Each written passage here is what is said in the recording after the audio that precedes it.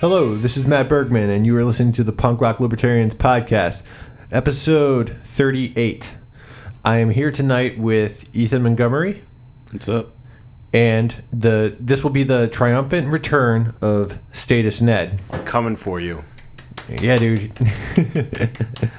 So, yeah, we're excited to have Statist Ned back in here. Thank you very much. It's been a little while. Yeah, I mean, it should be fun times, you know? Yep. Tonight, I would like to begin things off with a pretty awesome article that appeared on Punk Rock Libertarians today. And this is written by John Vibes, who, in my mind, is possibly the best writer in the Liberty Movement. You know, he's just fucking awesome. He writes for the Free Thought Project. He writes for Anti-Media, and he also writes for True Activists. And he's written for a bunch of other websites. He's put out a couple books. Most recently, he did a book with you're up this Derek guy's Burrs. ass, aren't you? I want to be up this guy's ass. So, President of the fan club. with my flesh knife. No. So, but he's also written a few articles for Punk Rock Libertarians. He had a rather large hand in helping us get this running, actually. So, a lot of what you see on the website and how we do things, he showed me how to do it. So, I have a lot of respect for this dude, and he's a good friend on top of that. So, the article is entitled, Government Needs You to Dehumanize Foreigners. It's How They Control You and Justify Killing Them. And the contents of the article seem to spark up a lot of debate this morning on Punk Rock Libertarians. You just had, I don't know, I was just surprised at how many people just didn't get it or, seem to agree with it. But here goes. It seems that in Western countries, the people who follow the mainstream media and public school narrative have a pretty twisted outlook on how people in other countries live. They like to focus on the absolute worst things that happen in that society, and like that defines the society, and act like that defines the society. So maybe I shouldn't have smoked so much herb before reading this, but the perception is that people in non-NATO countries are primitive savages who are constantly attacking and hurting one another. But this type of behavior occurs to a certain degree in nearly every society. The mainstream Western narrative does not pay any attention to the actual daily lives of the people who live in foreign countries. Instead, only they focus on the tragedies, just like in the US and in Europe. People in the Middle East, Africa, and other areas of the world would have thriving music scenes, talented artists, brilliant philosophers, exceptional athletes, and children that play games similar to those played by Western children. In fact, National Geographic Traveler recently named Iran as the #1 tourist destination in the world. People who live in other parts of the world would have festivals and holidays and favorite foods. They also have sickness, traffic jams, and crime, just as we do. Now imagine for 1 minute if someone in a foreign country who has never been to America were to judge and define the country by the crime and corruption that took place there. What type of perspective would they have? They would see a corrupt and oppressive government with militarized police forces that kill thousands per year. They would also see cities ripped apart with gang violence and killing thousands per year. They would also see sex crime. They would also see extreme poverty in America's ghettos, where children grow up with little hope or opportunity for a better life. They would also see a population that is heavily sedated with pharmaceutical drugs and entirely brainwashed by fascist politicians. It would not be fair for someone to judge America this way. But this seems to be the way that many Americans and Europeans judge everyone else. In the past several months, this type of dehumanizing propaganda has taken over Western media, as NATO plans to escalate its conquest of the Middle East. When the establishment wants to go to war, they will do everything they can to demonize the people that live in the place that they want to attack. This will describe these people as irrational, subhuman, and senselessly violent. They will insist that an aggressive war is in the name of defense, and they will have the media and the schools helping them do it. And it works. One need only scroll through social media to see how people refer to Muslims as it, quote it, and completely detach themselves from the reality that this is someone's son or daughter. Hatred and ignorance blind people to the truth. Regardless of the color of our skin, the language we speak, or the cultural ideologies we subscribe to, we are all a part of the same human family. In every country throughout the ages, we have been deceived by our oppressors. People of all nationalities struggle and suffer at the hands of authority figures who tell them that other oppressed people in some faraway land are the reason for our unhappiness. In reality, the oppressed people of all nations have more in common with each other than they do with the people in charge of their governments. Unfortunately, we have all been lied to and conditioned to be suspicious of our brothers and sisters because of some flag that flies above their heads. It is true that some places on earth are more dangerous than others, while some are safer or freer than others, but overall each culture is filled with mostly peaceful people who just want to live their lives. In every corner of the earth there is happiness and hope, just like every corner of the earth has corruption and despair. It is important to remember this and to avoid developing an ethnocentric point of view. Ethocentric, sorry. Because that begins a path towards dehumanizing innocent people. So, I think Mark Twain said it best, honestly. And it's a pretty commonplace quote, but it really, really comes up well in this discussion.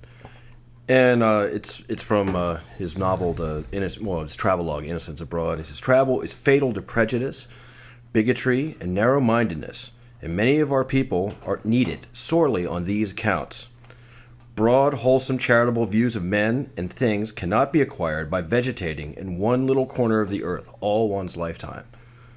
Which is kind of weird considering how interconnected all of our societies are now. But I think the dehumanization thing is a standard tactic of all governments, not just our own, when they want to, rage against somebody else's ideology. I mean, you could make the same argument, points that he was making in the way that I'm sure ISIS, views people in the United States. The main meat of that argument is, how would you see America through somebody else's eyes? And to make the point to us that we see other cultures that way. So I think it's a game that everybody plays. It's not just the United States. Well, I think by definition, everything that a government does has to be to dehumanize people, even if we're talking about just the welfare state, because it has to make you forget that everything the state does is at the expense of another person. The state is defined as that which is involuntary, that which is a win-lose transaction, because if it was win-win, we'd be talking about the free market. So by definition, it shouldn't. What I'm saying is that it shouldn't be surprising that it uses these dehumanizing tactics when it comes to foreign policy, because all government policy is, by definition, from my view, is dehumanizing, because it requires you to forget about the fact that, excuse me, for all these welfare programs, that's somebody else's money that they wanted to say, I don't know, save for their child's education or whatever, but you're taking money from another person. And well, for even something like the welfare state, that's the argument, the collective responsibility of everybody who exists within a society versus the individual. The society's you have to dehumanize the individual and leave nothing but the collective left. Well, is it necessarily dehumanization, or is it just collectivization? If you agree to do something in a collective, collectivization, is forced dehumanization, correct? Well, it's dehumanization of the individual, so that the only person or the only entity that has any rights or deserves any respect is the collective, but no individual person has any of those rights. But do you think that the only way that humans organize and carry out projects and things like that is on a solely individual basis? I think that's the best way that humans carry about projects. Well, of course they operate in cooperative ways, but that doesn't happen, despite or instead of their individuality. No, of course not. That's just simple stuff. What I want to say though is that I guess with I thought it was very well written. I think he raises excellent points, and I don't disagree with any of the points he makes, although some of my conclusions are sort of, I don't want to say opposite, but maybe mirror images of the conclusions that I think he's drawing. So, for example, when he points out that, and it's a very apt observation, like, well, what if, another culture, all they know of, American culture, is, our 24-hour news media, thing that only talks about just bad shit all day long. They would think the same things about us, and I think that's very true. And it's very appropriate for them to think the same things about us, but that doesn't excuse all that bad shit. So, not. So I think the sort of the, again, I don't want to say opposite, but maybe mirror image of that perspective is not that, well, we shouldn't be critical of these other cultures, these other societies' problems because we have problems ourselves. I would say, no, we should be critical of all their problems, and we should also be critical of our own problems to an equal degree, to the extent that we have an equal problem. And that's what he's pointing out, is that our society and culture is very problematic, to use that as just a broad term, and so are other societies and cultures. And I would say, yes, you're absolutely right. So that doesn't mean that we're better than them. That means that we're both equally shitty and need to get our shit together. And I think that it's important to not lose sight of the fact that, we're all equal in how shitty we are, and so everything's okay. Well, no, it's not okay. There's a huge drumbeat to war on this planet right now that really could be. Everybody has a million different grievances. It all goes back for thousands of years. Well, I guess if we're talking about this specifically in the context of foreign policy, mm-hmm. and why we shouldn't be bombing people, then yeah. Well, as a general rule, you shouldn't be bombing people anyway. It's injurious to people. Yeah, no, I'm with you on that. I guess I'm just saying I'm just very wary of these perspectives that say, they're just like us, and that makes it okay. Or that means that they're okay. It's like, no. If they're just like that, like us, that's a huge problem because I don't like us either, and we have a whole shit ton of problems ourselves. So I hope that's not too. So in that respect, you're gonna appeal to the individual in their society to the same way you would appeal to the individual in this society. Well, I wouldn't do anything with the individual in that society. That's their society, their problem. They can deal with their own shit themselves, and we should have nothing to do with it. If you take the adage that if you're you have, out to the reach of your hands, that's the length of your, decision making or the ability to interfere with somebody else's, or the responsibility to not interfere with somebody else's life. So you have to talk to the individuals in those societies, which is why maybe more extra governmental dialogue. I mean, I guess maybe some of the businesses that I do business with then in turn do business with foreign businesses or whatever. I don't know. I don't care. I mean, I'm not talking to any of those individuals, and none of their societies or cultures' problems are impacting me. I mean, if we're talking about specifically the foreign policy issue of should we go over and bomb them, of course I'm against that. I assume that was just a given. I think that's you're not going to get a lot of argument out of me about that either. Yeah. So I don't know. I guess I'm a little confused. I just don't know. I don't understand how this is a controversial essay, especially like on a libertarian page. So one dude actually commented. He said, "This page should be called Anti-American Conspiracy Theorist." That's a whole new level of crazy. Well, it's just kind of what the fuck. Yeah. Well, that goes back to the dehumanizing thing, or the dehumanizing of the people on whatever the opposite side of your argument is. I think that's the one thing where I really do agree with libertarianism, and it is you have to see people as individuals. There's the whole problem with groupthink. I mean, people are stupidest sometimes when they're in groups as opposed to like the level of intelligence, like active intelligence in groupthink is scary sometimes, and it is based a lot on emotional appeal to people's basest nature. Yeah, and that's a good observation, that comment that Matt read. I mean, that literally is exactly, you're seeing it right before your eyes. Here he is trying to dehumanize you. It's like, oh, well, you clearly are evil if you're not with us, which is obviously completely insane.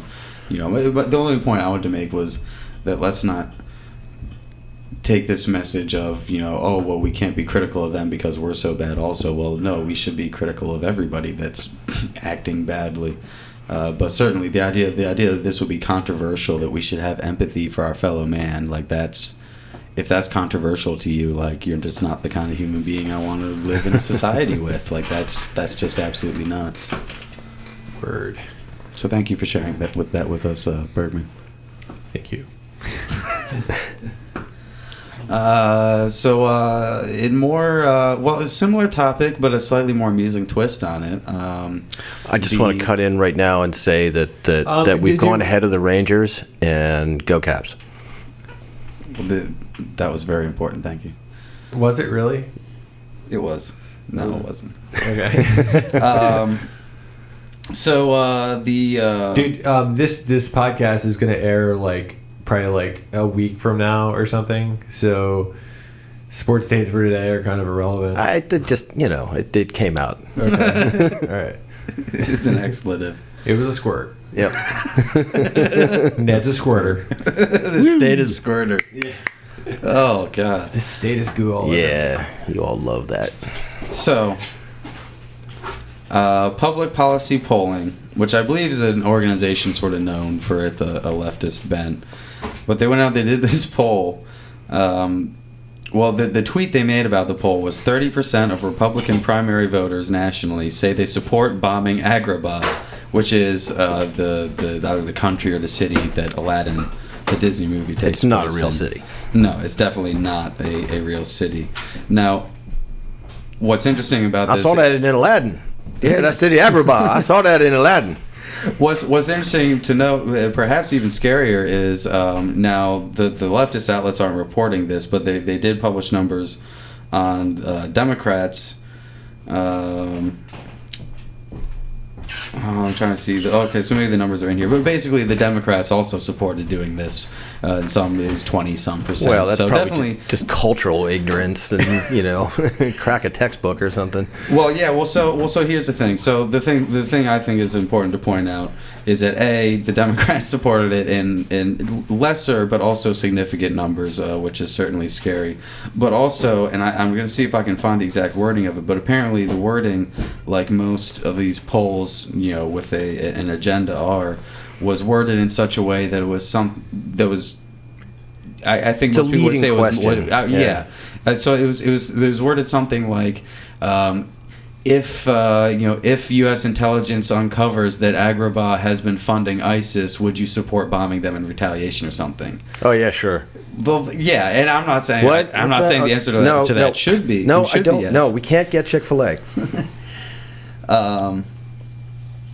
But the point being that it was a very misleading thing where they're deliberately trying to hide the fact that it's not a real place, and they're putting the context of if they do this thing like supporting ISIS or something, then whatever. However, it was put out there as a news story, and the tweets from the polling organization themselves as nothing more than 30% of Republicans support bombing a fictional place, when obviously there's a lot more to the story, which is kind of a shame because it's still disappointing and scary enough even when you understand the real story here. Yeah, why do you feel crazy. the need that you have to put all this twist on it? And the crazy thing to me is how many people just don't realize, or if they don't realize, they won't just admit or say, or that the United States government armed Syrian rebels, and a lot of those Syrian rebels turned into ISIS. I don't know how many of the ones that we're arming. Now, I've seen. I saw an article on, I believe it was the Anti-Media, that I took issue with on their site. That was, I thought, was very conflated. It showed a very old video clip of an early ISIS recruitment thing from several years ago, and purported to say that ISIS was getting 100% of their arms, and look how much U.S. equipment that they have, and yada, yada, yada, yada, yada. And I looked at the video, and it was obvious to me that they had a Humvee and some kind of a tractor trailer thing that were U.S. made. And every other piece of equipment that they had would look like it had been stolen wholesale from the Iraqi army. Mm-hmm. So the way they presented that didn't match up with the video evidence that they were showing, because I'd seen it before. You know, I'd seen it on regular news before years ago, and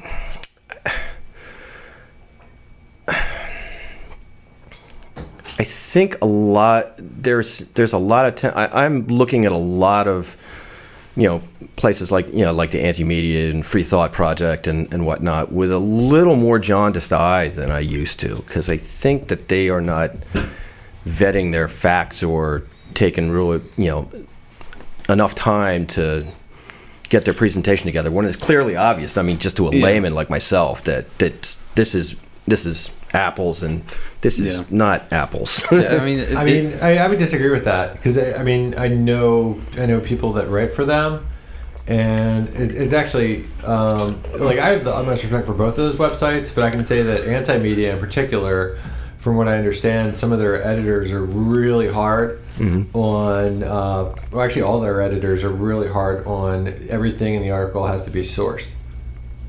So I mean, like to the point that I've heard people say that, you know, people that write for them say that, you know, sometimes it's harder to write for them.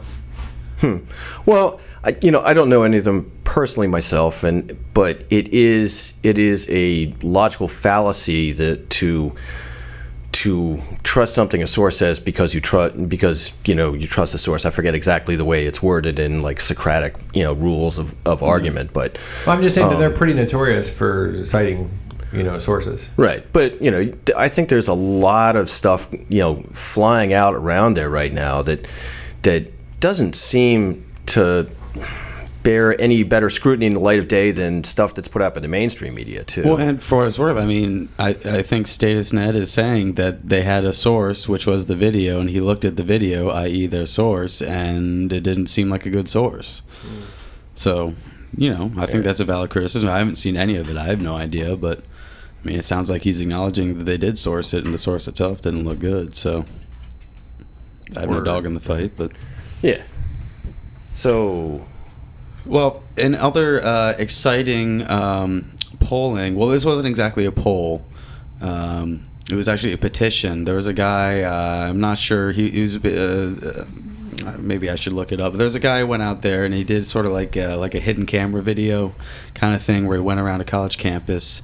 And was asking students to sign a petition. Now, the headline that I saw going around social media was, so and so guy gets college students to sign petition to repeal the First Amendment. And my first thought was that just like the Republicans wanting to bomb Agrabah, I figured, oh well, this must have just been like a leading question, right, where, you know, he's setting them up, and then they're using the clickbaity headline of, oh well, this means that they want to repeal the First Amendment. So I saw clips of the video that this guy put together, and I was not disappointed, because it was not, in fact, a leading question at all. He said explicitly, this petition is to repeal the First Amendment, in very explicit, no uncertain terms. And he got something like, I don't know, it was like 30 signatures in an afternoon or something, and he had, you know, little. I think I've seen bits and pieces of this clip too. Yeah, but you do have to. My impression of the people that he was asking to were, they didn't really get what he was saying. He just kind of, you know, stuck the mic in their face and was like, "Hey, blah blah blah." He said explicitly. Oh no, he says it explicitly. To You're repeal quite right. the First Amendment. He said things like, you shouldn't be able to say, you know, mean things to people. You shouldn't be able to make fun of people. That's just not cool. So that's the free speech is not a right. Blah blah. I mean, right. I don't know how you get any more explicit than that. And you know, these college students are happily signing away, and it wasn't just one; it was several. And you know, even if he's just cherry picking just only the ones that signed it from that afternoon, and there were plenty. That I was going to say, how many people do you suppose? I'm sure there were plenty. I'm sure there were plenty of kids that said, you know, go pound sand, you're psycho, right. And you know, he's only cherry picking the ones that. I mean, I think that's just assumed that he's, you know, obviously cherry picking the ones that signed it. But it was more than just one or two, in just one afternoon on one college campus, and we're not talking about some sort of, you know, on the fringes legal bending of like, well, this should be classified as hate speech, which is inciting violence and blah, blah, blah. Like, no, this is explicitly repeal the first fucking amendment. And it's getting some amount of support. And well, that's frankly crazy in a free society or any kind of civil society. You have to have freedom, at least of the press, if not just expression in your own right too. That's a keystone of what. The First Amendment's already been lost in these kids' mind if they think something like, oh well, making fun of Buddy or saying something nice, that shouldn't be protected speech. That's the whole point of the First Amendment. You don't have the First Amendment to say nice things. The whole point is to protect people from saying things that other people don't like. That's the only reason you would need such a thing. And so, when anybody talks about hate speech or kids these days. The First Amendment doesn't give you the right to say this or whatever, it's like, actually it really fucking does, precisely because of people like you. I just don't know how you reason with somebody. Maybe we could make it voluntary. Maybe you could just convince people who are dumb enough to sign a petition like that they would sign away their First Amendment rights. And then you wouldn't have to listen to them anymore. See, this is why so many libertarians are turning to national fascism, because they hear an idea like that and they're like, what? Dude, think about it. It'd be worth it. It'd be worth it. That's what people are saying. But think about it though. It's gotten to that if point. they made it voluntary that you could sign away your own First Amendment rights, who cares if this dude gives up his own? Because he gave them up. As long as you can say whatever the fuck you want, I'd be thrilled. Yeah, it's like I think that's what you. Yeah, maybe we got something here. Yeah. And while we're at it, we should just make everything else voluntary too. Well, yeah, I was going to say about that standard, we'd already be in Ancapistan because everything would be voluntary. It's like, oh, you want to pay taxes? Okay, that's your paycheck. Sucker. Whatever you want to do. Right. Oh, but that speaks back to a point about, and I'm just going to champion the state here for a minute. Oh, here we go. If you had a huge large project that you had to do collectively at in a manner of urgency that would not really be possible perhaps with a market-based approach. Say you had to build a dam or a seawall or respond to a natural disaster. Well, no, respond to a natural disaster, a forest fire. Like the ways that the vast majority of all natural disasters are paid for by insurance companies that are covering the things that were destroyed. Well, I'm gonna dispute that because I think there's a lot of, especially with say wildfires in California, places out west. I mean, the state of California and the federal government both do a huge amount to fight there's fires and protect people's homes and things like that. So it's not. The insurance company is going to come in and pay the homeowner afterwards, but they're not the ones out there that are flying to planes. Of course not, because the government's already taking taxes from their customers and paying for it themselves. Right, so but why would they go out there and do it? Do you think that a market-based approach would be better at fighting wildfires? Sure, if the insurance companies want to cover houses that are vulnerable to it, of course they're going to do as much as they can to protect the assets they're covering. Or would they simply not allow houses to be built with in certain areas? That would certainly be there. Would absolutely be some places where no insurance company would be willing to cover it, or at least not at any reasonable price. And so that ought to be a pretty good indicator that the professionals that know how to protect assets are telling you don't fucking build. So if you and all your neighbors say, you don't have the same insurance company that your neighbor does, or the guy 2 doors down the street from you do, just like the way insurance works today. Right, but hear me out. Yeah. So if you had the insurance companies paying for the firefighters to come out there and fight the wildfires, would they not respond to the 3 or 4 houses? Say there's 10 houses on the street, and 6 of them are insurance company A, and 3 of them are insurance company. I think I know where you're going. To the extent that it's a threat to their paying customer's house, of course they will. Right, but say because they're just protecting the houses that are that are from their insurance company, and insurance company B, who's only got 3 or 4 houses on that street, doesn't get out there in time with their fire trucks to do it, and it all goes to shit, and Well, I mean, insurance company A can't control the fire on their property because the whole thing is not being fought. I mean, insurance company in an B, organized fashion. Insurance company B could have a plan with could have a deal with the same fire trucks that are coming out to insurance company A. Yeah, I would say. I mean, there's no reason it couldn't work the way like all data networks fire work department, dude. I mean, it's like it's really the possibilities are endless for improvement. You know, you look at things like the internet, which was mostly unregulated for years and years and years, and think about how far it's come in a long time. You know, we went from AOL to FiOS. You know, how do you feel about private prisons? Private quote unquote private prisons that are funded by the government. Well, that are where the penitentiary is run by a private contractor who has a contract with the government. Yes, so it's not really private.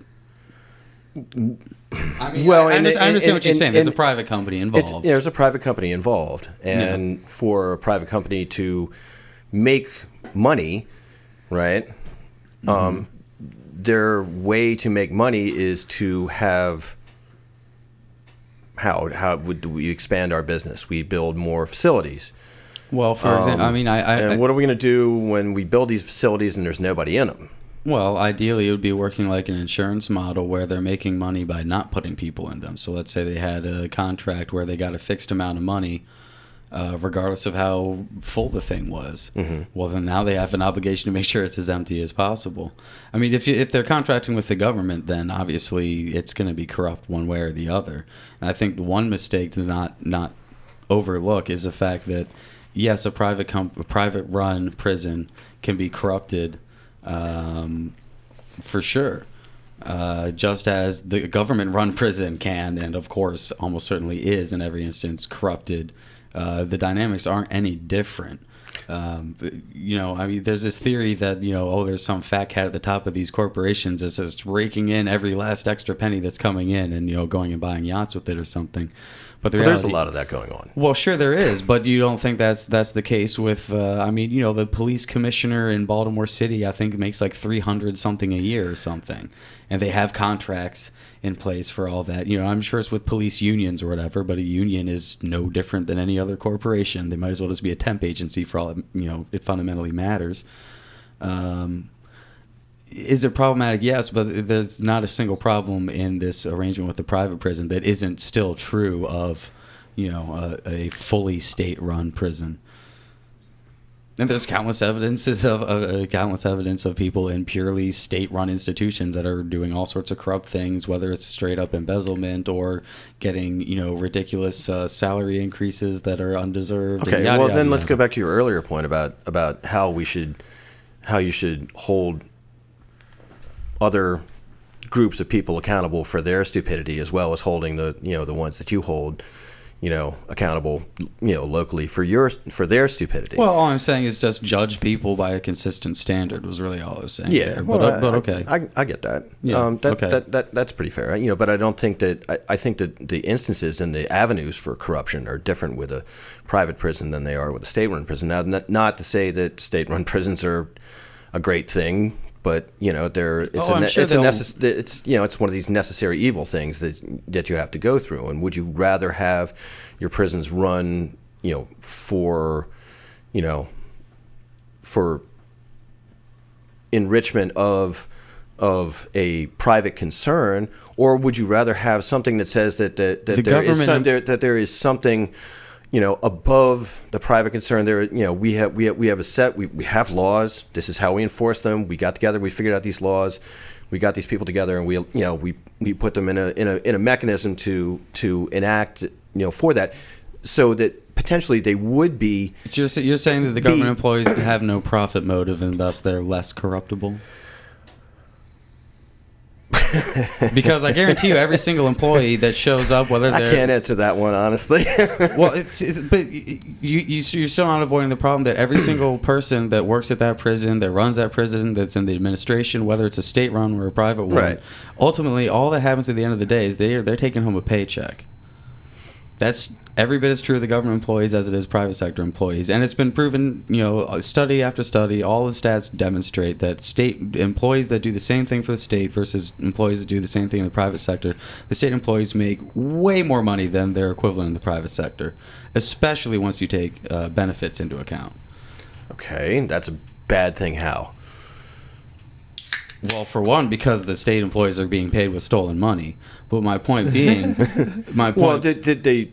All right. Well, but I think there's a little bit of a difference. I think there, and I understand the philosophical argument on that. I mean, it goes back to Mao. Really, it's property. All property is theft, right? Well, right. If you want to assume that. Right. Well, I don't. Okay. I don't assume that, but it's.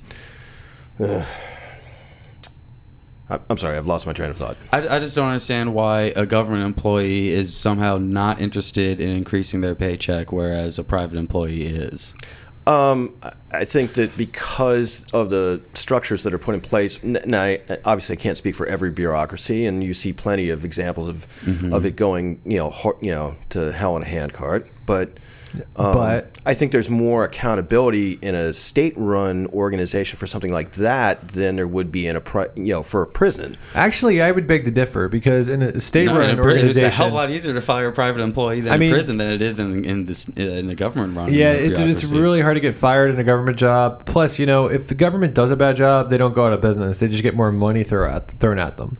Whereas, if the private sector does a bad job, they go out of business. That's market justice. That's opportunity for somebody else to come in and shine. Right. Well, we've gotten into this before. I think the last time I was on here about, is every, and I'm going to keep going back to this, is every effort done, that is a societal, society agrees is a collective good, responding to natural disasters, putting people in prison, I don't know, fighting, building roads. I know not everybody agrees on responding to natural disasters. I mean, you make that assumption. You just didn't bring up the roads, maybe sometimes. I did bring up the road. Maybe sometimes. Oh God, it's fucking roads. I did bring up the road. More roads. Right. Or dredging harbors, or whatever. I mean, we have private companies that have sent ships to space now. I mean, this notion that there's just some things the private sector can't do, like NASA. Well, fucking SpaceX has been putting all sorts of shit up into space. I like Elon Musk. I think he's an awesome guy. More power to him. He obviously does not have the resources that the United States government has in terms of rocketry, and yet he's putting shit into space. He's a little bit here and maybe there. We shouldn't be putting shit into space. Maybe that's a waste of money. Maybe instead of taking pictures of Mars, we should be curing cancer at home. I don't know. Right. Maybe we should be on Mars instead of curing cancer. That's not for me to decide or to judge. I don't have anywhere near that kind of information. No one single person does. But to just assume that all these things like, responding to natural disasters, of course, that's always a good thing. I don't know. There's probably plenty of times when you should have just let the fucker burn. My understanding is that one of the reasons that wildfires have gotten so bad recently is because they fight them so much. And so you end up getting all this extra undergrowth or whatever that builds up that makes the fires worse and yada, yada, yada. And the point being that there seems to have been in the past the way most of the natural world works is sometimes shit's gotta die, and so occasional fires are actually good for an ecosystem. I don't know. Right. Maybe one way is better, maybe the other way is better. I'm not saying one way is better than the other, but you can't just make the assumption that doing these things is necessarily good. Well, it's my understanding of why these things have gotten so out of control in part is that, people are building houses further and further out into the brush. And yeah, that stuff burns down every once in a while, and except that their houses out and that's there. Problematic. And insurance companies should be telling these people that, look, this is way too expensive. Like one little spark, and we're gonna lose tens of millions of dollars. Like we're not gonna insure you. So build something if you feel like it. We ain't gonna stop you, but nobody's gonna cover you because that's a terrible fucking idea. And we don't have those market forces in place. So people just go out and do dumb shit like build in the middle of the brush and leave it for all the rest of the taxpayers to pay for all the fucking firefighters who incidentally also get injured and sometimes lose their lives, which is just massive untold cost in addition to just the straight monetary cost of what's going on here. This is complex stuff that is not being solved by the government. It never can be solved by the government, and it's fallacious to assume that it is. Either it's doing a good job of it, or they should be doing it at all. By the same token, I mean, do we have any example that a market-based approach is better at managing things like that? I don't even know where to begin. Okay. Are you talking about like in terms of insurance? Well, in terms of what you were just talking about building out further in the brush, do you just tell the people, nope, I'm not going to insure your... I'm pretty sure that's how the entire world was until, very recently we had this massive state that would go out and do all this crazy stuff. Like sending out helicopters with water and shit. I mean, that never even existed before, so... I don't know what to tell you in terms of that, other than prior to this, people just didn't do stupid shit like that, like building their house in the middle of brush, or at least actually they did. They did it because the point being they took the responsibility upon themselves and were very careful and took great consideration of the fact that they can't just assume that everybody and anybody's going to come save their ass. So if you have a large river system, like say the Mississippi, and that has huge flooding problems, and people have been building in areas where they probably really shouldn't have been building for years and years and years, that it's not a good thing for the government to say, people keep dying here all the time, and we need to do something about it. So we're gonna put in place flood control measures to kind of keep this shit on, a slightly, and to expect a private corporation. Why wouldn't all these people whose family members be taking this upon themselves? Why wouldn't they be moving, or why wouldn't they be putting up a dam themselves? Why do they care so little about their own homes and their own lives, and yet everybody else does? I don't understand. Okay. All right. Well, yeah, if you're living in a dangerous situation, there is some individual responsibility incumbent upon you to take care of your own thing. But what if you're living somewhere where, for the last 30 years it's been fine and it's never been a big deal, and then all of a sudden you get a 1 in 35 or 1 in 50 year flood and everybody's homes get destroyed. Or just real simple, you get struck by lightning. Oh, okay. Right. That's something you can't protect against or whatever. I mean, you can to some limited extent, but shit happens. I get that. Right. Sure, help that person in any way you see fit. But if we're talking about, the lightning strike, thing is kind of a bad analogy, because that's one thing happened to one person at a time, maybe a couple of people in a group. But if you're talking about tens of thousands of people whose homes are suddenly destroyed by this, and like I said, or like they're living next to a volcano that hasn't erupted in 500 years or 1,000 years. Okay. I don't Why think weren't they Ned, insured? Ned, I don't think anybody's saying like don't help these people. Right. Okay. I think we're saying is don't force somebody to help these people. Like for instance, say if Ethan just didn't want to help these people, right. would you feel justified into going over Ethan's house with a gun and robbing him for money to send to these people?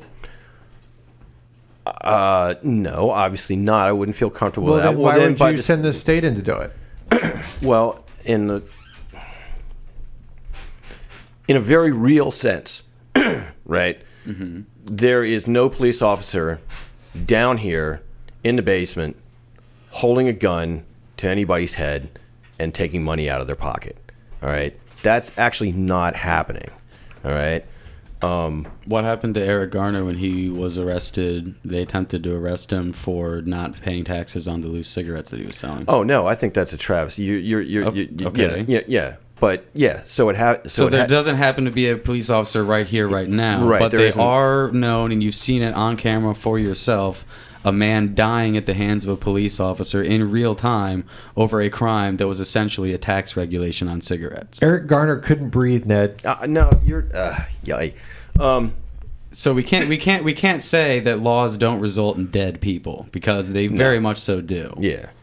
So, now, sometimes those laws are justified. Like if it's like for a law against rape, sometimes the rapist needs to get shot if he's not going to go into custody. I have no problem with that.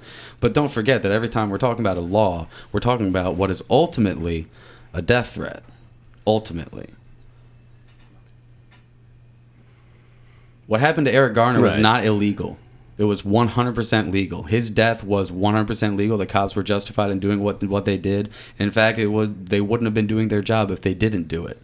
Now, they didn't have to kill him, but the fact that he was killed incidentally does not matter. But, dude, I mean, in the name of the enforcement of the law. But I think it's pretty fucked up, dude, because you know who else was just doing their job? Nazis, dude. So, and it's basically, dude, I believe it was the Geneva Convention, dude. Like, you know, it's basically you can't just use the excuse just doing your job to do fucked up shit. Yeah, he was summarily executed on the street nearly. I mean, you could say it's legal, but yeah, it's not right what they did. So yeah, so my point. So we're so if we go back and we say that, you know, if prisons can be solved by private concerns, well then why not police? Right, too. I mean, the private prison, the way we see them in the U.S. today, is not a solution. I think it has all sorts of problems, and I won't deny those problems are perhaps unique to that versus, say, a state-run prison. But it still has a lot of problems for a lot of the same reasons. Point being, but in a free market, you wouldn't have that paradigm at all, because, again, the paradigm of the quote-unquote private prison that we have today is not a free market prison whatsoever, obviously. It's still government-backed, controlled, funded, etc. So I don't think a free market would have anything that looks like any of that myself. I don't know. The whole point of a free market is nobody knows. But I don't think that would be a part of any sort of free market. So I don't want that red herring just hanging out there. All right. But, you know, there's lots of great ideas that are wonderful things that we should all be doing. What I don't want to do is throw people that disagree in jail. And that's what it comes down to. We got really sidetracked. Yeah, we did. We're getting off the board here. Let's get back to sort of more run-of-the-mill political stuff. I know there's all sorts of news. I only read the headlines, so I can't speak to this, but I know there's all sorts of news about Sanders' campaign being denied access to voter rolls. Dude, Statist Ned should be all over this shit, dude. So Statist Ned, you are our statist liaison, so please inform us in the listening public. Repping the burn. Statist Ned here, bringing you news from the state. No, actually, it's very odd. I think this is this strikes me as a very bad turn of events for the Sanders campaign, because I think that as they become a larger and larger machine, the people that they attract and the people that are eventually hired by them tend to be in less and less close control and may tend to go a little. I don't buy the story that the Sanders campaign has. Well, I'm not even familiar with what their story is. Okay, well, here's the story. Here's the story. A couple of Bernie Sanders aides. The Democratic National Committee has a giant database of voter rolls and preferences, and it's cross-referenced. I mean, it's pretty extensive. And it is freely available to anybody who is in the party machinery and is making a serious go for it, has a for-real campaign. And a couple of Sanders staffers broke into a subset of that is data that's been gleaned by the Clinton campaign and run through their own little algorithms. And it's a list of phone numbers. And apparently you're not supposed to have access to specific information from your opponent's campaigns. You just have access to the larger database there's as a whole. Sort of different levels of it. There's what's globally available to all Democrats, and then individual campaigns have their own information that's added to the database, but only they have access to it. Only they have access to their little metadata set. Okay. And some of his staffers found a way to access the Clinton campaign's I thought it wasn't like they found a way. I thought the option just kind of like came up for them. Yeah, well, it didn't. It wasn't like they hacked it. Try terribly hard. So instead, the story goes is they copy some of the stuff from the Clinton database, and they did it because they were going to turn it into the DNC and say, hey, we're a bunch of Boy Scouts. We found this hole in the thing, and instead the DNC was like, what are you? we told you you're not supposed to do that.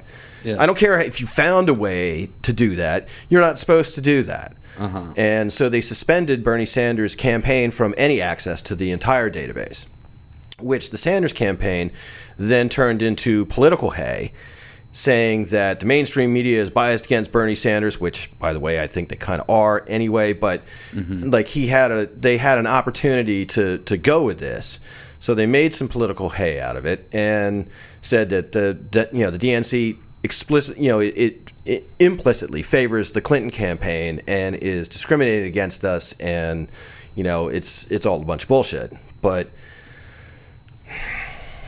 and I like Bernie Sanders, but I am not buying this one. It just sounds made up, and people making excuses for doing stuff that they really shouldn't have been doing. So you think that they really were just trying to straight up steal the data, and they got or caught they were with just their hand messing in the around. They're cookie like, jar. oh look, we got into the Clinton campaign's thing, and they're like, So they knowingly did something that they knew was wrong. Right. By the well, rules. it's not allowed. Yeah. Yeah. By the rules that they'd agreed to play. And so now they're trying to play like they're the victim in this somehow. And when in fact the violation, I guess from your assessment, the violation of the rules was pretty flagrant. It sounds like. Yeah. Well, it just sounded a little fishy to me, and but the Sanders campaign took them to court and filed a motion in federal court, and sued them, and a day later. In fact, I think today they mid-sentence. Thank you. They've agreed to reestablish the links to the thing, and the people who were the staffers have been suspended. And Bernie Sanders has come out and say, "We don't do things that way. Anybody I find out doing stuff like that is going to get fired." I like your Sanders impression. It's not bad. It's not bad.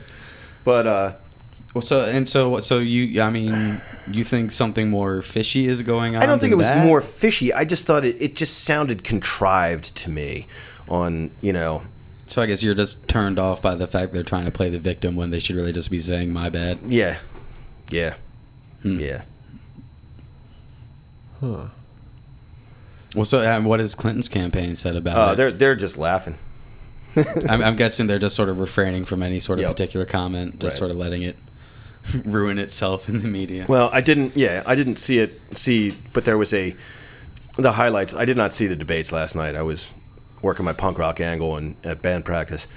So, but the highlights that I read about today, online and whatnot, say that there was a conciliatory moment between the two candidates, and I'm... No, it was a. Excuse me. And I really like the Sanders campaign too. I just hate it. I just hate it when I see stuff that I know is bullshit done by people that have called that same bullshit on. You know what I mean? Well, I mean, Bernie Sanders is a politician, so he's pretty much full of shit. But I can totally appreciate, if he's your guy with your full of, full of your shit. He's the guy that I like who's full of shit. Then I get that. I have no problem with that. But the race is basically down to.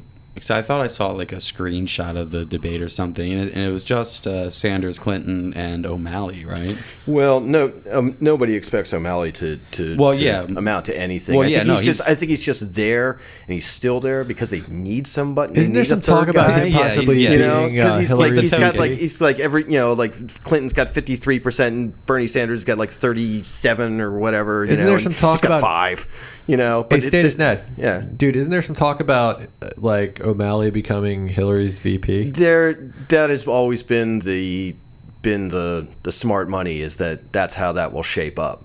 Great. Which I think is I couldn't be more appalled. Actually, dude, if you think about her this, assassination insurance. If you think about this, because Bernie Sanders is definitely he's got a lot of people behind him right now, right? So, like, if Hillary made Bernie her VP, that would possibly get a lot of Bernie Sanders supporters who otherwise wouldn't vote for Hillary Clinton. It would actually be the Democratic Party's smartest choice if they wanted to win, I think. I don't think that. I don't think that would actually honestly work. I don't think there's anybody that supports Bernie that would then go out and vote for a Republican just because Hillary got the nomination. I mean, I just can't. No, I Yeah, think so I think what I think what I would so do basically, though, and what so I that what I would plan help on, what the I plan Democratic on Party. doing, because I plan on actually switching from unaffiliated back to Democratic, so that I can vote for Bernie Sanders in the primary. Okay, well, back to that. So No, and, yeah, but- and, but- and if he doesn't win, I'm not going to vote for Hillary either. You're Because not. I wasn't voting for her in the first place. But you're sure as hell not going to vote for Trump or Rubio. no, I either. probably just won't vote. Yeah. So, but you're gonna say, man. Dude, I think if Hillary does win and she drafted Bernie as her VP, I think that would be the Democrats' best shot at the presidency. I just somehow my You horse won't sense get says all that the that's. Bernie supporters. I don't think he would go for it.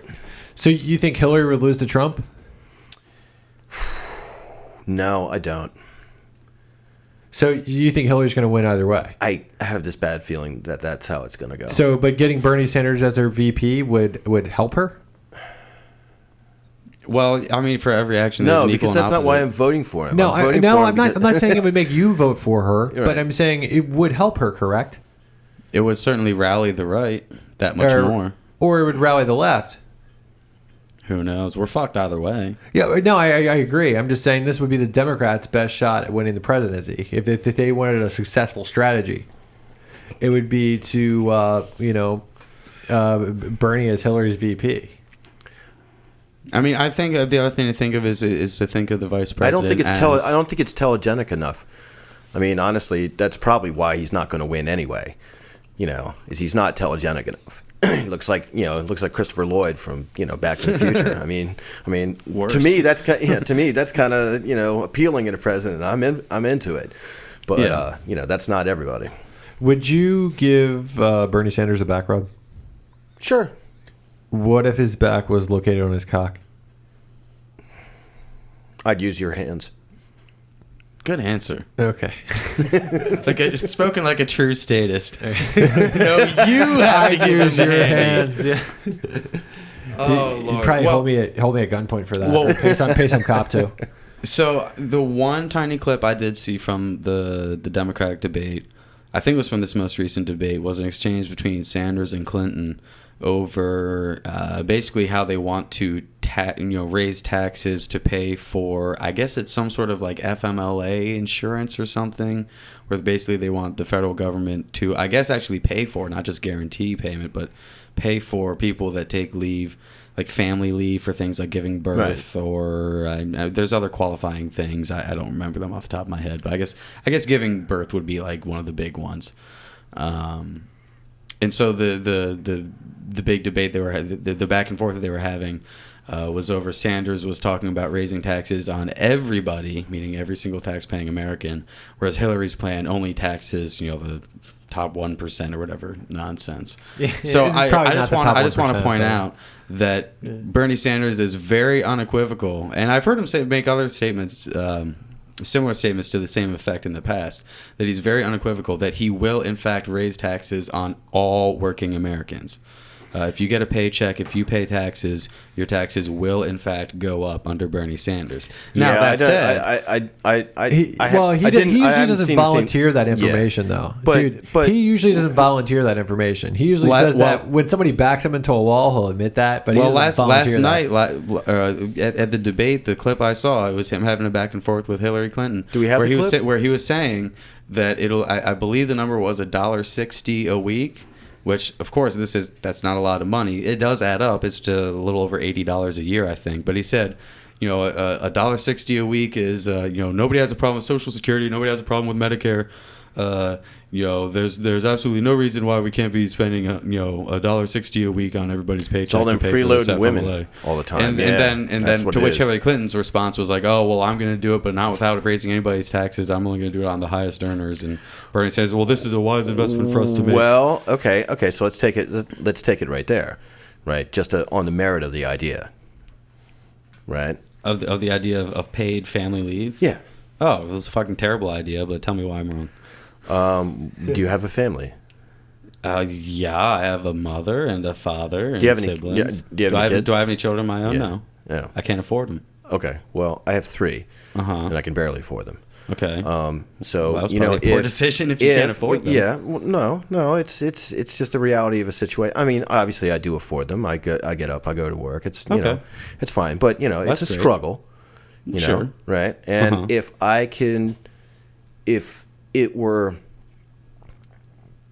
my knowing what I know and having had to muddle through without stuff like that, Mm-hmm. and having had the benefit of having a understanding employer who let my wife take a leave of absence, you know, when she was So the free market was already providing this for your wife. well, no.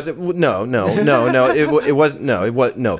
Take a leave of absence means you don't get paid. You just get your job when you come back. Well, yeah, Okay. that's how every job I've ever worked works. Is if I don't show up, I don't get paid. Okay. So That's awfully generous that they let you take all that time off and still give you your job back. So if I'm don't have to do that. struggling to make ends meet as a course of the day, I'm constantly doing it. I'm on the treadmill. I'm running that rat race. Yeah, You know, some days I fall behind. Some days I'm ahead. I know. Right? I do the same. So if I can get a benefit from the government, You mean from the taxpayers? yes, from the taxpayers, Okay. right? That everybody gets the right to have that same benefit, whether you're rich or you're poor, you're black, you're white, Okay. whatever. Yeah. Right. If you want to take, 6 months of maternity leave, right, to have a kid, that you wouldn't have some kind of Social Security disability kind of payment while you were doing it to help you defray expenses. Is that a bad thing? How is that a bad thing? Of course it's a bad thing because you're threatening people that don't want to pay for it by men with guns that are going to lock them in a cage. That's what's wrong with it. If you want to start a voluntary charity or an insurance program, like maybe this could be part of medical How well has that kind insurance. of stuff worked in the past? Well, not very well because it's a terrible fucking idea because you're talking about paying people to not work, and that's just ludicrous.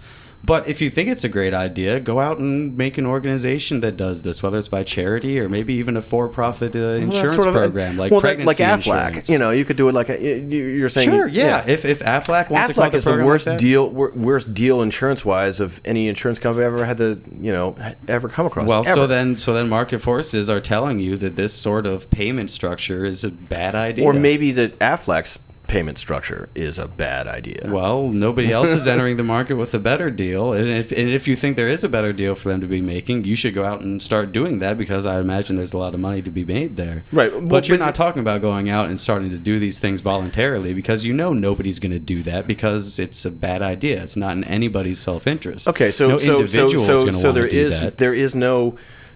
I mean, maybe there is. I don't know. I don't know these right. things, but that's what the market forces seem to be indicating. Well, that's because market forces are driven by equations. They're driven by individuals. They're who make decisions based on certain hard and fast rules. Sure.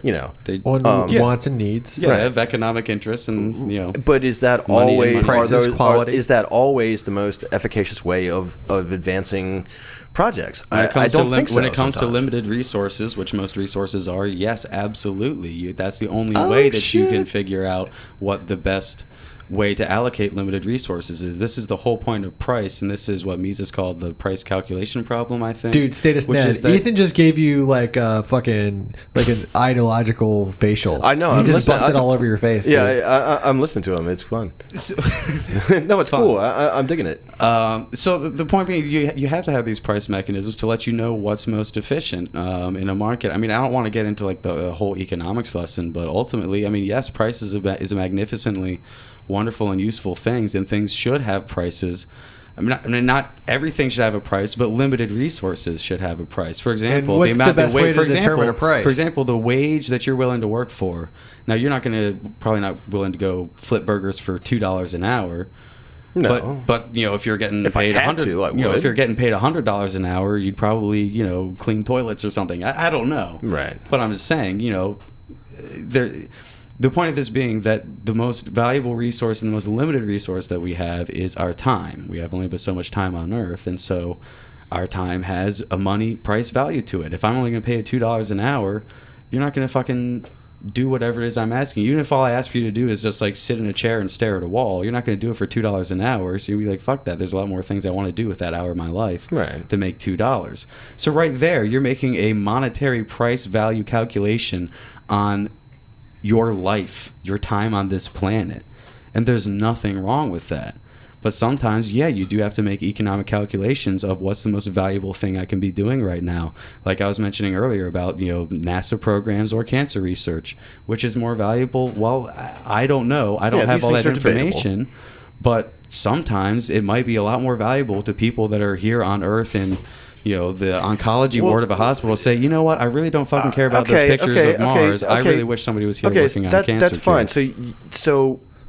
But without price, you have no idea how to be spending your time. With these kind of price calculations that we're talking about, you would not have some of the things that you have nowadays, because price calculations by its nature is a short-sighted view. I disagree. Go ahead. What's your prime disagreement with that, Matt? Well, I mean, what is the best way to figure out a price for anything rather than let people decide how much they want to pay for it, and let somebody else decide how much they want to charge for that good or service, and then you regulate the prices through competition. So what is the best way to develop a price besides voluntarily and consensually? Well, there could be other ways. I mean, leaders. Yeah, that require force. That you might need a mustache to carry this out. Well, yeah, he's a manly looking man. He could grow a mustache. Or a mask and a gun if you take it to the extent that you do. But yeah, if you're saying.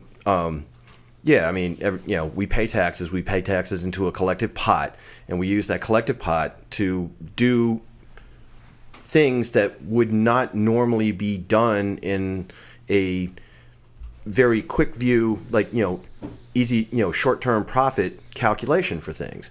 Like I don't know, having weather satellites in space that allow us to keep. That probably wouldn't have gotten done. I disagree. With nearly the rapidity that it has been done. I disagree. If it hadn't been for somebody not paying attention to the price calculation of it, but seeing that actually there was, or maybe taking a longer view of something like that and having the stamina to engage themselves in a project that was that advanced I think privatizing space exploration would privatizing space exploration. I think would only be better for it. Well, but I see your point that you're saying, like, perhaps it's a case of just some guy is so visionary more than the whole of the market is, that he foresees that this is actually going to turn out to be a great idea, and it does turn out to be a great idea. Right. And that absolutely could happen. There's no reason why that couldn't happen. Well, Elon Musk is a prime example of that. If he has a huge amount of wealth amassed from him, and he has very successful businesses, but would Elon Musk have on his own developed a launch vehicle to send stuff into space and build a space station, or is he coming back along behind the curve as a private contractor, right, supplying a need to an already developed technology or way of doing things that is now more efficient to do in a private sense than perhaps it was, I see your point. I mean, it's a valid point. I mean, that may or may not be the case, and we'll never really know, because it's not like we can rewind time and let it play out a different way, and so there's no way of knowing. But you can look at history, you can study history, and you can see what works and what doesn't. Well, if you study history, you see that government basically fucks things up, and the free market's a lot better. So I wouldn't want to use history as vindication of that position, but it's certainly possible to happen. But I mean, we live in a democracy, right? Yes. Okay, and democracy is good, or at least if you're going to have a government, it ought to be democratic, right? It's better than any alternative. First, like a theocracy or something like that. Exactly. Okay. So the government is already... democracy is good, dude. Well, no, of course I don't think it is. I'm just saying, let's assume the premise. Okay. So the government's already doing the will of the people, so that's already what people want to do anyway. So I don't understand, like, what's stopping all these people. Like, by definition, you're talking about a democratic government doing these things that is willed by all the people. So how why aren't they doing? Why aren't they doing? Yeah, the why people's business? don't they do it themselves? Like, why does nobody? You say this government knows these things. Well, maybe, but it was only it's only supposed to be the will of the people. Then don't the people already have the will to do these things without the government? There you could argue, and it's the same way that with the private sector too, right? That if you didn't have a shared, money, right, a shared way of enacting transactions, that things wouldn't be done either, which is a state-sponsored. Well, it standard. is right now, but it doesn't have to be. The vast majority of the history of the money and it wasn't always at every that. time in this country too. But you run into inefficiencies because if I'm traveling across the Old West, say, and I've got $50,000 bucks in my valise, that's drawn on the Joe Blow Bank in New York City, and I go to Chicago and I want to set up my thing. I get out and I pull out my valise, and they're like, "That's not worth anything to us because we have no relations with that."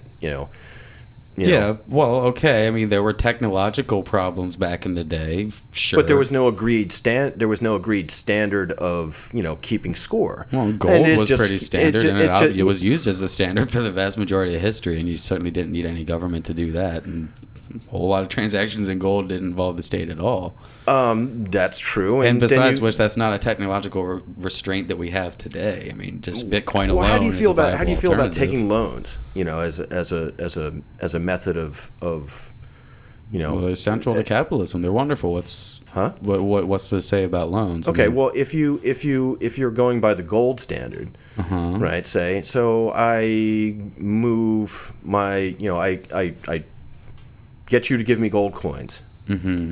For my, as a capital investment in my business. Okay. And so I'm loaning the coins to you. You're loaning the coins to me. So I have to give you, you loan me 100 gold coins, and I've got to give you back 105 or 107 or whatever. By the time the whole thing is amortized, or 150, say, just to keep the math straight. And I take my concern and I go and someplace where gold coins there isn't a local supply of gold, and it's terribly valuable. In fact, way more valuable than it was, that you lent me. So I'm able to pay you. I mean, I guess you get your 150 gold coins back, but if this is like a place that's doing trade, wouldn't they already have gold coins from all the other people they traded with? And again, the other problem with gold coins as a standard of keeping track, right, is it's based on a arbitrary, finite resource. Well, that's the whole purpose of money, is that it's finite. That's what gives things it's arbitrary. value. It's not really arbitrary. It's arbitrary. It's not really arbitrary. It's scarce. Whoa, what do you mean by that? Well, that it's arbitrary. Yeah, it's arbitrary. You're gonna have to explain that. I have no idea what that means. All right, you're not trading. The fact that you're trading, I don't know, soup for nuts, right? Okay. Like you don't actually trade soup for nuts. You have a medium of exchange that facilitates the way a common denominator. Right. Yeah. Right. So that in itself is an arbitrary concept, and if you can base it on the availability of a finite resource like gold, saying that there's only so many. Back up. I don't understand this. This is an arbitrary concept. You're talking about. We went from trade. Yeah. So to instead using money. Okay, so we're just trading another commodity. I mean, money's just a commodity, like any other commodity. But who makes money a commodity? If money's a commodity, if it's based on nobody gives it. The market gives its value. It's just whatever people are willing to trade you for it. Right, but if you're basing stuff off a gold standard, saying that I don't know what your idea of a modern gold standard would be like. I thought we were just thinking totally abstract concepts right now. All right. I'm not talking about any particular implementation. you have the possibility of making 500 million gold coins with the supply of gold that you have in your state, if you will, your country, right? In order to let's leave the state out of it. Let's just say I've homesteaded some land and I found a gold mine underneath my house. Okay. And I've extracted how many gold coins? Say you've extracted 300 gold coins. Okay, and I've extracted 300 gold coins. Which on the local market, right? Because nobody's found a lot of gold like in your region before, makes you fantastically wealthy and upsets. Why does everybody want the gold so bad? If nobody's trading anything with gold, why would anybody want it if they can't trade it for anything? So you're saying everybody wants the gold even though nobody else has it and nobody else has ever traded in it before? No. No, what I'm saying is it's a medium of exchange that's going on right now, and you have a finite number of currency units that are based on the local supply of gold, and you suddenly come across the on your land, you dig down, you find like... So you're saying I just spontaneously out of nowhere find all these gold coins, find 300 gold coins underneath my house while living in a community that has a grand total economy that is 200 gold coins. Okay, so like I just find like a disproportionate amount of gold coins underneath my house.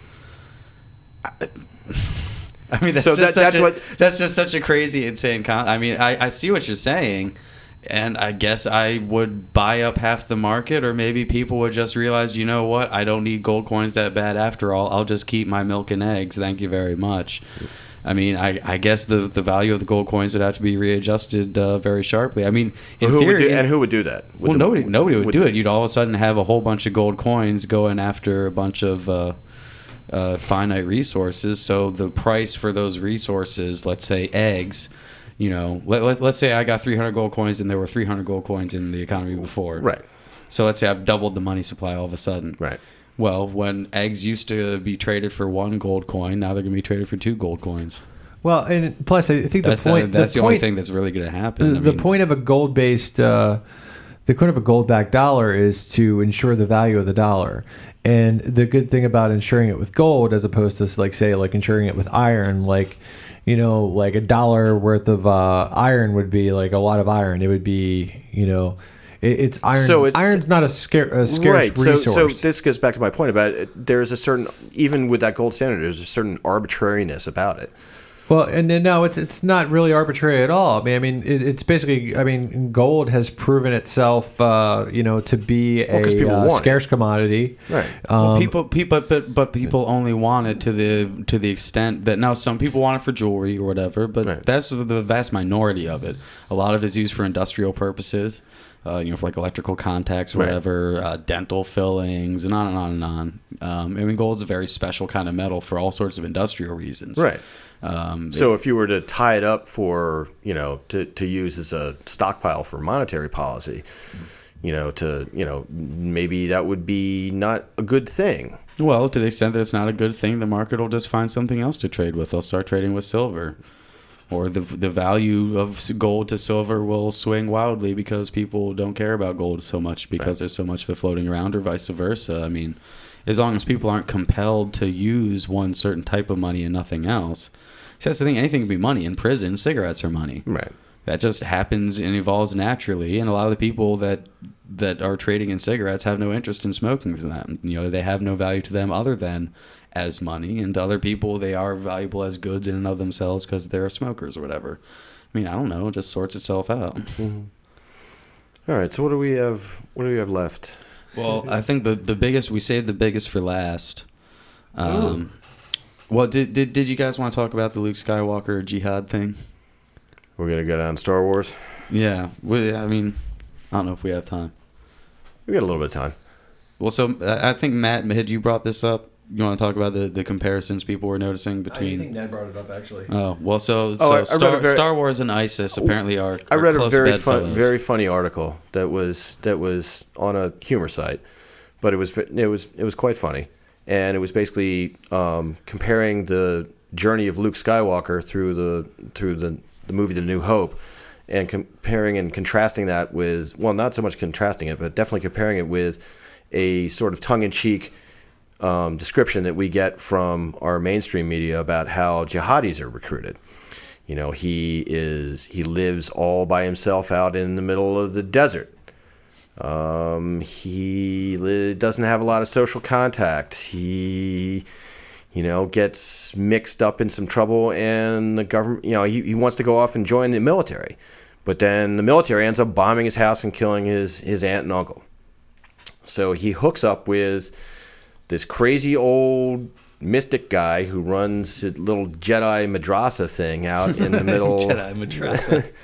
And he radicalizes him and turns him against the government, and he ends up, becoming a terrorist. And, one man's terrorist is another man's freedom fighter. It just sort of depends on who ends up winning. But it was, and then I'm like, Jedi, jihadi. Oh my God, it's true. The galactic jihad. Yeah, and I thought that was really amusing in light of the way a lot of the narrative runs on the right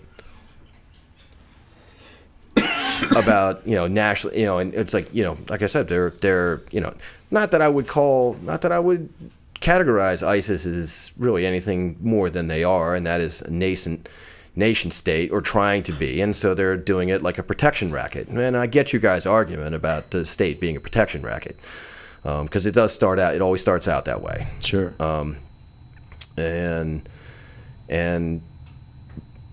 But now this is a giant, Disney franchise. Everybody's lined up to go see the No Hope, and I haven't seen it yet, so maybe by the time this podcast airs, I'll have gotten off my ass and gone to see it. But, I thought it was. It's very funny how you can worship something in a culture, and then act in a completely diametrically oppositional manner. Yeah, and this speaks to what Matt opened up the show with, which is, you say that all these terrible things, like was it like living in a glass house, throwing stones, whatever, like you say all these terrible things about ISIS, and ISIS in particular is terrible, but people will ascribe these things to just the Arab world in general, let's say. Well, and they say all these they do all these terrible, heinous things. It's like, well, yeah, I guess some of those things are terrible and heinous. Have you looked around your own fucking nation, your own state lately, and noticed that they're doing a lot of the exact same shit? Your typical stereotypical Team America, redneck America fuck yeah person, will say like, oh, they bombed us, that means that we're going to turn the desert into glass, and meanwhile not realizing that that's exactly what they're saying over there. Right. So how can you possibly think this is productive when you're just doing what they're doing? But again, it comes down to just hold everybody by the same standard, but people just can't do that. When we do it, it's fine. When they do it, it's heinous. Yeah, like the article at the beginning of the piece. Dehumanize the other. Mm-hmm. My tribe's good. Those guys on the other side of the river, I don't know, not so good. Fucking other tribe. Well, let's wrap up with sort of a rundown of this. I guess was it an omnibus bill? Yeah, I guess it's an omnibus spending bill. What it is basically is a slightly less than the usual short-term agreement that they have. The House and the Senate have both ratified. The President signed it to fund the government. So this is like the continuing resolution. It's a continuing resolution, but it's like 6 months this time instead of a couple of weeks or a month or something like that, because the two parties have been playing each other in this constant back and forth and it has, I guess in some ways it has had a somewhat of a desired effect as far as I suppose the right does, because they are really kind of holding the line, at least to their to whatever their group standard is. But at the same time, it also is just a complete pain in the ass and a waste of time, effort, energy on, for everybody. So they passed this other one, but of course, because they wanted to get it to pass, they stuck all kinds of little tiny surprise things. Christmas surprises. Yeah, Christmas surprises. But these were more like lumps of coal, I guess. I'd say, yeah. the biggest one, obviously, there's a huge new set of anti-piracy protections that are put in. It's not so much that they're the anti-piracy protections are codified in law. What it is a refusal to fund certain agencies that are responsible for monitoring that kind of stuff, or putting mandates out to them saying that, well, okay, but you can't do this. It's more of a regulatory thing than it is, actually writing it into law. Like, for example, what they did with Washington, D.C. Washington, D.C. has had a voter initiative to legalize marijuana in the district. My understanding is that it's been legalized. Like, people walk around smoking weed out in public, and it's... Well, because Congress has final authority over the District of Columbia, they have nullified it. A wonderful lesson in sovereignty. Yeah. So Congress just basically said to the D.C. Council, I guess they call it, just go fuck yourselves. Yes. Yeah. So sorry, you can't do that. So the law is just going to change, overnight, either, at some point in the near future, where all of a sudden they're going to start throwing people in cages at gunpoint for having a leaf. I don't think it's going to be quite as dramatic as what you're describing, although there may be incidents that are nearly that dramatic. Well, where people get locked in cages for drugs? Definitely. I think it doesn't speak to the basic premise that that I have, and that is the right of sovereignty, over your local affairs. They put a referendum out to the people.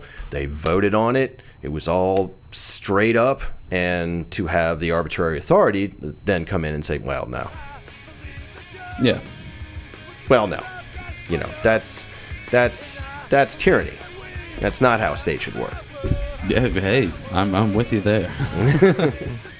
Well, guys, I think that's about it for tonight. All right. Until next time, live free.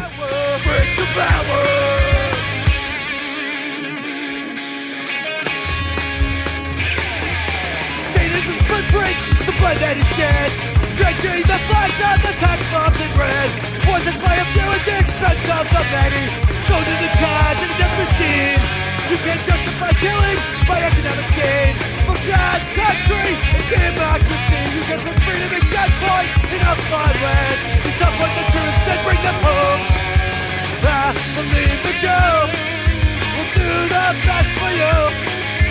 And I believe that we have the power, I hate the state, and I know I'm a slave. We can make the break the power. Society owes individuals nothing more than non-interference with natural rights. Once a virtuous person fully comprehends the non-aggression principle, the violence of the state becomes obsolete.